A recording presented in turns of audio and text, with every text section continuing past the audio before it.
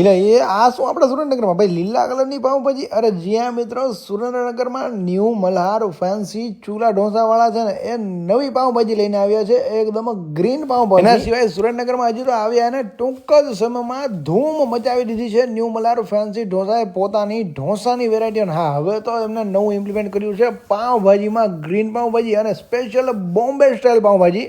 અને સુરેન્દ્રનગરમાં એક નવું આવે એટલે અમે તો પહોંચી જ જવાનું. ભાઈ અમે પણ પહોંચી ગયા હતા સાંઈ હોટલની એકદમ સામે આવેલું ન્યૂ મલ્હાર ફેન્સી ચૂલા ઢોસામાં, ભાઈ જ્યાં એમની પાવભાજી અમે આજે ટેસ્ટ અને ટ્રાય કરી. અને ઘણા બધા લોકો ત્યાં ઓલરેડી જમવા માટે આવેલા હતા.